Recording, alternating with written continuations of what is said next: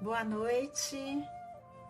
Vamos dar início a mais um dia de estudos do grupo de estudo das obras básicas da Escola Espírita Francisco Xavier. Vamos iniciar com a nossa prece. Senhor Jesus, abençoa os nossos propósitos de estudo, Senhor, para que possamos, através das nossas reflexões, compreender melhor teus ensinamentos de amor e utilizá-los a favor do nosso crescimento. Que o teu amor continue sempre nos abençoando nessa busca. Que assim seja. Boa noite, meus queridos. Vamos dar continuidade ao nosso grupo de estudo, nesse novo modelo, em que ainda não podemos estar juntos, a nossa instituição ainda não voltou, está se preparando, está fazendo algumas reformas que são necessárias para quando a gente puder recebê-los com toda a segurança, nós podermos voltar às quartas-feiras, às 19 horas, estarmos juntos, realizando o nosso estudo, que no momento nós estamos estudando o Livro dos Espíritos, estamos estudando a tradução de Herculano Pires, e já chegamos na quarta parte, ou no quarto livro, que trata das esperanças e consolações, e chegamos no segundo capítulo do livro. Já estamos no capítulo das penalidades e prazeres futuros, que é o último capítulo do Livro dos Espíritos. Já há 5 anos que nós estamos estudando. E na semana anterior, nós alcançamos já o item que trata da duração das penalidades futuras. E alcançamos a pergunta número 1009. Nesse item que trata da duração das penas futuras, Kardec, que ela começa na pergunta número, deixa eu ver aqui, Sandra Naira, na pergunta 1003, que na pergunta 1003, da 1003 até a 1008, Kardec vai falar, vamos ver aqui, da duração dos sofrimentos, se esses sofrimentos eles estão subordinados a alguma lei, o que é que determina a duração desses sofrimentos, se a percepção do tempo de quem está sofrendo é igual quando se está encarnado, se a duração dessas penalidades, dessas penas, ela pode ser eterna, se tem algum espírito que nunca se arrepende, se a duração da pena depende da vontade do espírito ou se ela pode ser imposta. E na 1009, Kardec resume essas outras perguntas todas, dizendo, então, a pena jamais será eterna. E nós vimos que Santo Agostinho foi quem respondeu a primeira parte dessa pergunta, porque nós dissemos na semana anterior que essa pergunta, a 1009, foi respondida por 3 espíritos. A primeira foi Santo Agostinho, que fez deu uma belíssima explicação, em que ele nos faz refletir com relação a penas eternas, se nós compreendemos o que é que significa eternidade, e nos leva a refletir, nos leva nos diz se a razão concebe que a gente tenha uma pena eterna para um erro que é de um momento, que é, às vezes, de um acontecimento, uma escolha de um momento. Se isso é justo, né? Se a razão, se nós pensarmos realmente, se isso tem coerência, né? E finalizando a sua explicação, ele diz que se não é muito mais sublime a gente entender que aquele que é soberanamente bom e justo alia bondade à justiça, fazendo com que a pena, o tempo, o tipo dependa única e exclusivamente do esforço que aquele que cometeu o ato faça para melhorar. E fechando, ele diz que nisto se encontra a verdade do preceito que diz a cada um segundo as suas obras. Ou seja, não existe pena eterna e o tempo e o tipo do sofrimento depende do esforço de cada um para se melhorar, do reconhecimento de que se equivocou, de que fez uma escolha que não foi boa para si e para o outro, e que, ao se arrepender, faça o movimento de modificar esse ato. Então, o tempo vai depender do próprio ser. Mas, como dissemos, essa pergunta foi respondida por 3 espíritos. E hoje nós vamos ver a segunda, o complemento com o segundo espírito que respondeu, a segunda parte, que começa dizendo assim, né? Então, a pergunta de Kardec, vamos voltar a ela. Segundo isso, ou seja, tudo que nós falamos sobre tempo, duração, se é o espírito mesmo que escolhe, qual é o tipo do sofrimento, depois que os espíritos responderam tudo isso, Kardec diz, então, depois de tudo isso, as penas impostas jamais serão eternas. A gente já viu que Santo Agostinho respondeu, agora vamos ver essa outra resposta. Que ele começa dizendo, vamos lá. Empenhai-vos por todos os meios ao vosso alcance no combate para aniquilar a ideia da eternidade das penas.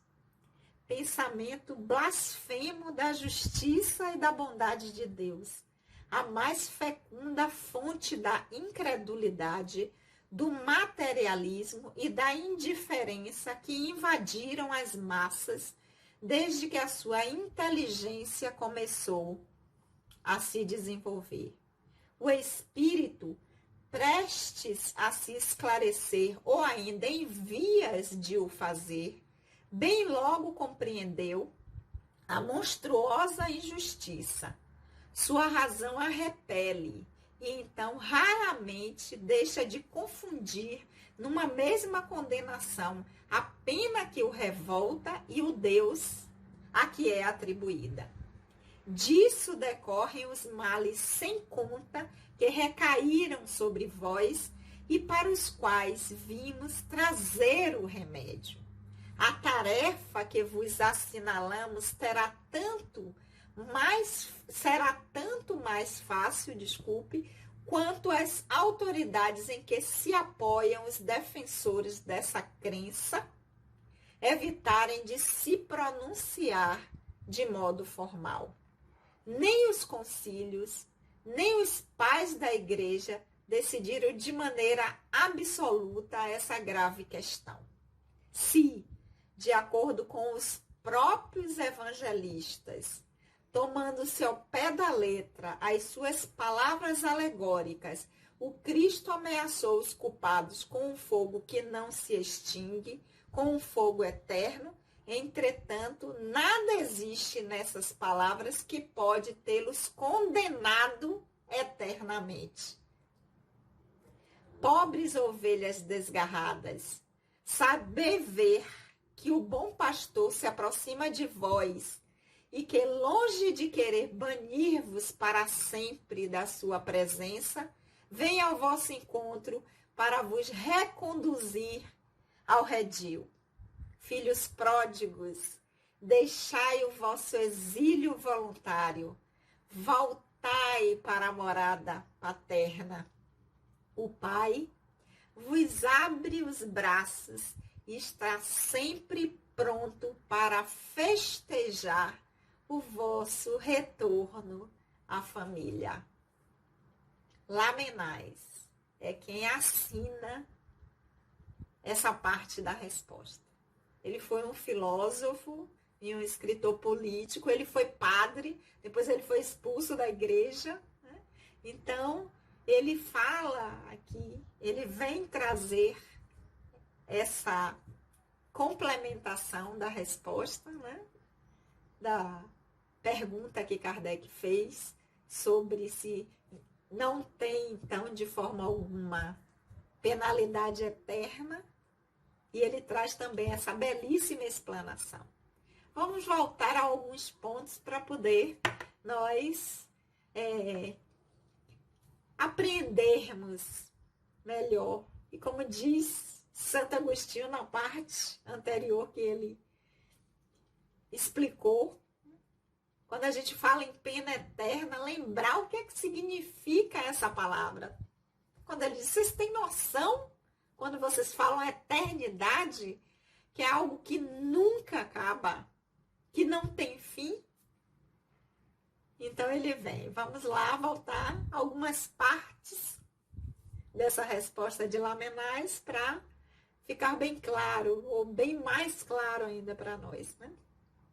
Então, empenhai-vos por todos os meios ao vosso alcance no combate, para aniquilar essa ideia de eternidade de penas. Então, para a gente fazer todo o nosso esforço, de todas as formas, de todos os meios, de acabar com essa ideia de que, seja qual for o equívoco cometido, por mais vil, por mais absurdo que seja o ato, e a gente tem visto ultimamente notícias de casos absurdos de pessoas, espíritos, cometendo os atos que nos revoltam e nos indignam. Mas não existe, seja qual for o ato, que mereça uma penalidade eterna. Então, que nós nos empenhemos de todas as formas de modificar, aniquilar essa ideia, porque isso não condiz com a bondade de Deus. E ele ainda diz, esse pensamento é blasfemo, ou seja, nós estamos blasfemando contra Deus quando nós dissemos que admitimos, por um lado, que ele tem justiça e bondade infinita, porque está lá nos atributos, na primeira parte, no capítulo 1, que trata de Deus, do livro primeiro, ou da primeira parte do livro, em que um dos atributos é soberanamente bom e justo.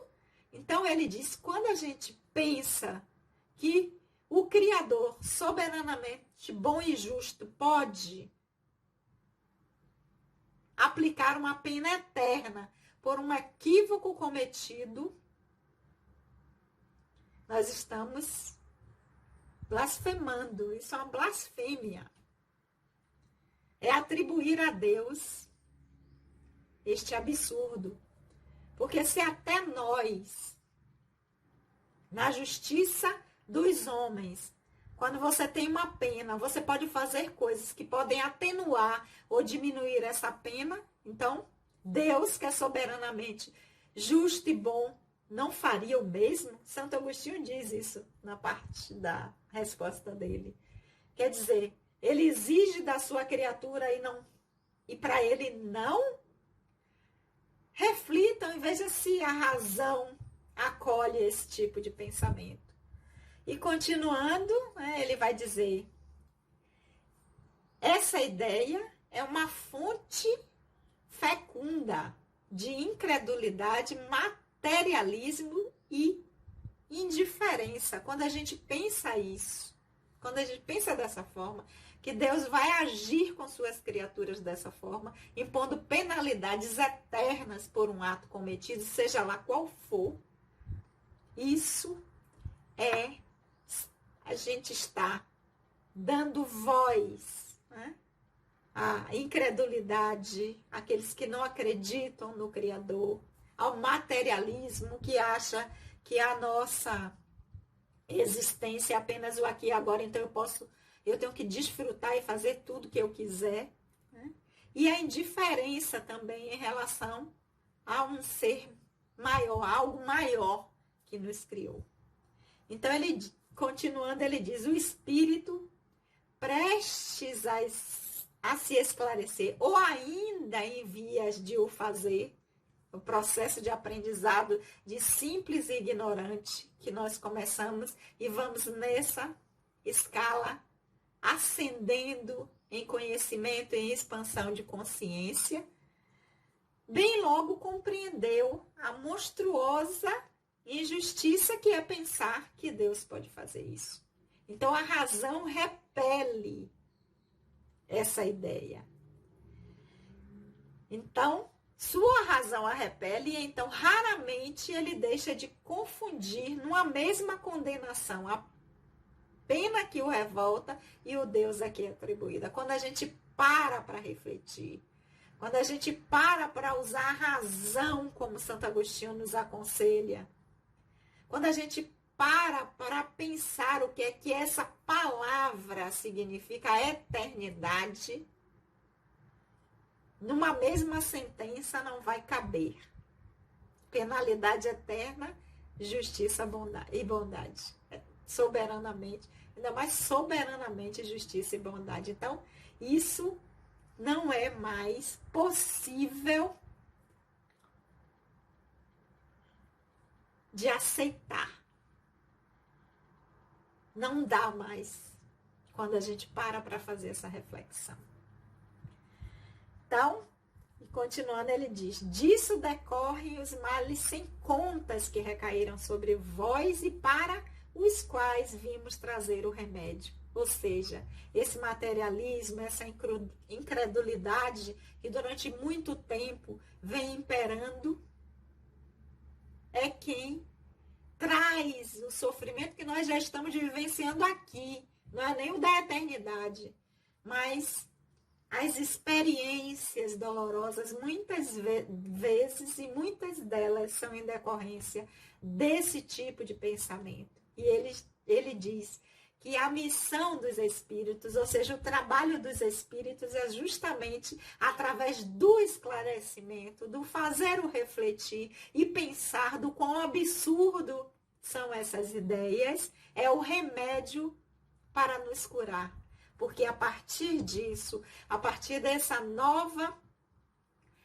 reflexão e dessa nova forma de pensar, nós podemos modificar o nosso aprendizado a partir de agora, dizendo: eu já fiz isso mesmo errado, eu já vou para o inferno mesmo, ou eu já estou perdido mesmo, então não tem mais nada o que fazer. Não existe penalidade eterna, não existe sofrimento eterno. Os espíritos vieram e disseram que a duração da pena depende do arrependimento e da vontade de fazer diferente. Então eu já vou começar agora, passando a limpo essa minha experiência e ver o que é que eu já posso dar conta de fazer diferente para, quando chegar o meu momento de deixar essa experiência, retornar à individualidade que eu sou, para me preparar para uma outra experiência com outro personagem, eu já tiver dado conta desses equívocos cometidos nesta encarnação. Eu ainda não estou nem me preocupando com as anteriores, que a gente também pode fazer isso. É só a gente observar as nossas tendências, os nossos sentimentos, os nossos pensamentos, como a gente atua, que a gente tem uma noção do que a gente já andou fazendo antes. Qual é a herança que nós trazemos e dá para a gente começar a trabalhar elas também. Mas, para aqueles que ainda não acreditam, então bora pelo menos começar dessa experiência, desse personagem. Eu vou fazer uma retrospectiva no final do ano, não faz? Sempre na TV, tudo que aconteceu nesse ano. Eu vou parar um dia e vou dizer assim, tudo que aconteceu na minha vida, desde a mais remota lembrança que eu tenho, das coisas que eu já fiz, o que foi legal, o que foi que vale a pena, e que eu me sinto satisfeito de falar disso, e o que foi que não foi legal, e o que foi quando eu me lembro que fiz, ou que essa lembrança chega, eu me sinto incomodado para que eu possa resolver, para que eu possa dar conta disso. Então, os espíritos, através da resposta aqui de Lamennais, eles estão dizendo isso, dizendo que eles vieram trazer o remédio. Qual é o remédio? O esclarecimento, para que nós possamos refletir e fazer as nossas escolhas. E quanto mais a gente estuda, mais reflexões nós fazemos, mais busca nós temos, nós nos capacitamos a escolher cada vez melhor. E ele vai dizer que nem nos concílios, nem os pais da igreja decidiram essa questão de forma absoluta e tão grave, de que a pena é eterna, que por quê? Porque tinham sempre o quê? As indulgências, os pedidos, as rogativas. Então, por que que nós hoje vamos pensar que existe penas eternas? Né? E ele lembra que o bom pastor, que o mestre, que o nosso mestre Jesus, ao contrário, a mensagem que ele deixou foi uma mensagem de amor, de acolher, que nenhuma de suas ovelhas ia ficar desgarrada. Como se nenhuma ovelha vai ficar desgarrada, pode ter penalidade eterna. Então, são essas as reflexões. Né? E ele finaliza dizendo, pobres ovelhas desgarradas, sabei ver que o bom pastor, o nosso amado Senhor Jesus, o nosso mestre querido, né? Aquele que veio para nos dizer assim, ó, faz dessa forma que você vai ser feliz, que vai funcionar, se aproxima de vós e que, longe de querer banir-vos para sempre da sua presença, ou seja, se for penalidade eterna, a gente não vai poder se aproximar desse bom pastor. Ao contrário, ele vem à sua presença, vem ao vosso encontro para vos reconduzir ao redil. Porque nenhuma de suas ovelhas ficará desgarrada. Ele já tinha deixado essa mensagem. Então, só por aí a gente já derruba penalidades eternas. Filhos pródigos, deixai o vosso exílio voluntário. Porque quando a gente faz isso, que a gente se prende a essa ideia, somos nós que estamos nos condenando a esse exílio. Então, ele convida, saiam desse exílio que não foi dado por Deus, nem por nenhum espírito, que é a sua ideia que está te prendendo nesse lugar.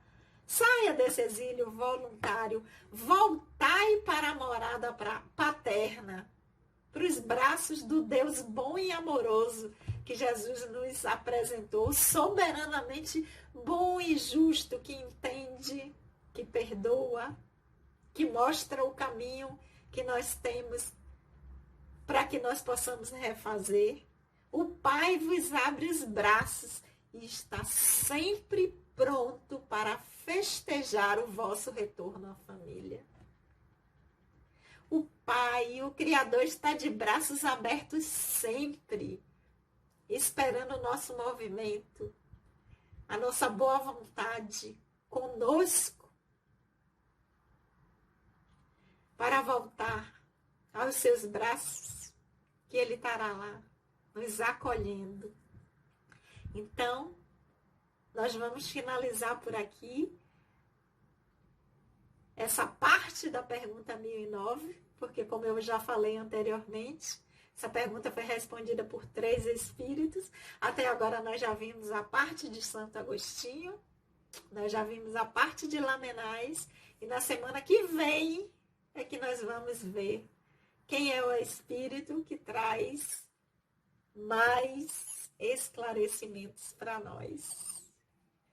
Mais uma vez, nós queremos deixar aqui, né, a saudade que nós estamos de estar. Eu falo nós estamos porque nas reuniões de diretoria nós tivemos essa semana que passou, nós estamos nos reunindo virtualmente toda semana, porque o trabalho tem que acontecer, e a Escola Espírita Francisco Xavier, a sua diretoria encarnada e principalmente a equipe espiritual, está trabalhando para quando nós pudermos estar juntos novamente, nós darmos continuidade a esses esclarecimentos que os Espíritos falam, para que nós possamos fazer melhores escolhas das que já fizemos até aqui. Muitas saudades, um beijo no coração de todos, né? Deixa eu ver aqui. Que agora a gente tem que ter pesca, né? Um beijo no coração de todos do grupo, de Nilda, de Gilmara, de Juliana Jujuba, de Lenildes, de Maria, de Lourinha, Lúcia Lourinha, de Railda, de Leila, de Néa, Antônia, de Nalva e Meire, as novas integrantes do grupo, que em breve, no tempo certo, nós vamos estar juntos novamente no mesmo ambiente físico, na nossa casa, Escola Espírita Francisco Xavier. Vamos orar? Querido amigo, amado Senhor, nós te agradecemos por esses momentos de reflexões, pelas energias que foram direcionadas até as nossas casas, que possamos, Senhor, continuarmos sempre com este propósito de compreender cada vez mais a tua mensagem de amor, para que a utilizemos a favor do nosso progresso e do progresso do nosso planeta. Que o teu amor, querido Senhor, possa sempre encontrar eco em nossos corações. Beijo no coração, até a semana que vem.